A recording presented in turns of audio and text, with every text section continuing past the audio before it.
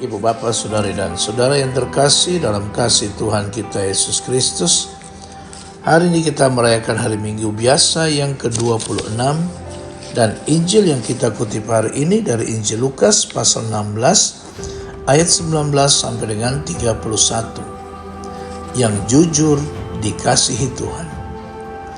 Ibu Bapak, Saudari dan Saudara yang terkasih dalam kasih Tuhan kita Yesus Kristus, kisah Yesus ini hanya muncul dalam Injil Lukas. Salah satu peringatan mengerikan tentang bahaya kekayaan. Karena memang Lukas selalu menyampaikan Injilnya kepada orang-orang kecil, orang-orang miskin. Kita bisa bandingkan sambutan yang diberikan kepada Yesus oleh para gembala dan sambutan dari Raja Herodes yang luar biasa kaya.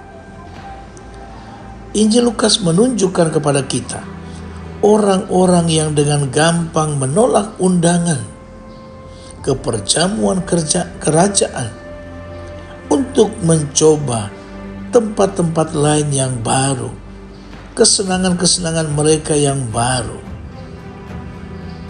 tempat-tempat di mana mereka boleh memuas sesuai dengan keinginan mereka sendiri. Melalui bendahara yang cerdik, kita diingatkan bahwa mereka yang ingin menghasilkan uang seringkali lebih cerdik daripada mereka yang ingin membangun kerajaan. Melalui orang kaya yang bodoh, kita diingatkan bahwa lumbung yang terisi penuh bukanlah obat mujarab melawan kematian. Ibu Bapak, Saudari dan Saudara yang terkasih dalam kasih Tuhan kita Yesus Kristus. Oleh karena itu ada 3 hal yang sangat mengerikan dari perumpamaan hari ini. Yang pertama, anjing-anjing yang berkutu yang menjilati luka Lazarus. Tidak ada hewan peliharaan di Palestina. Anjing-anjing hanyalah anjing penjaga yang berbulu lebat atau anjing kampung yang kudisan. Yang kedua, sifat egois orang kaya yang terus-menerus, bahkan setelah kematian, ia tetap tidak menyadari keberadaan Lazarus dan hanya memikirkan lidahnya sendiri yang membara.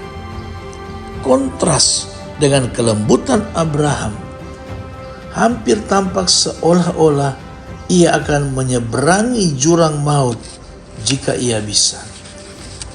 Ketiga, saudara-saudaranya yang keras kepala, mereka sama sekali tidak mau mendengarkan bahkan peristiwa yang paling mengejutkan sekalipun. Tidak ada yang dapat mengalihkan perhatian mereka dari keegoisan mereka sendiri. Ibu Bapak, Saudari dan Saudara yang terkasih, kita tidak dapat menyebut diri kita orang baik hanya dengan menghindari perbuatan-perbuatan jahat, melainkan kita menyebut diri kita orang baik kalau kita melakukan perbuatan-perbuatan baik. Kristus sendiri pernah berkata, segala sesuatu yang kamu kehendaki supaya orang perbuat kepadamu, perbuatlah juga demikian kepada mereka. Kita diminta keluar dari diri kita dan berbuat sesuatu untuk orang lain. Kita berusaha memaafkan orang supaya kita pun dimaafkan, mengerti orang lain agar kita pun dimengerti, menolong orang lain agar kita pun dapat ditolong, mencintai orang lain agar kita pun dicintai. Orang kaya dalam cerita Injil hari ini dipersalahkan bukan karena ia menghindari kejahatan, melainkan karena ia tidak berbuat sesuatu. Marilah saudari dan saudara yang terkasih dalam kasih Tuhan kita Yesus Kristus, marilah kita sadari bahwa penyalahgunaan kekayaan membuat kita semakin jauh dari Allah. Karena kita tidak dapat mengabdi Allah dan uang. Atau Anda dapat mengalahkan dunia, atau dunia dapat mengalahkan Anda. Hidup kita adalah anugerah yang sangat berharga dari Allah, dan kita bertanggung jawab atas segala yang dipercayakan kepada kita. Kita harus memakainya untuk kemuliaan Allah dan sesama. Hidup kita di dunia merupakan persiapan untuk kehidupan yang kekal. Kemewahan bukan yang terpenting untuk hidup. Kita harus mengerjakan pekerjaan Dia yang mengutus kita selama hari masih siang.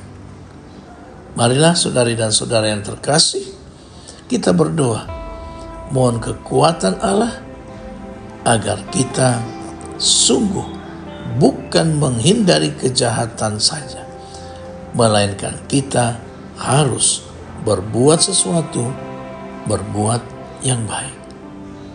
Amin.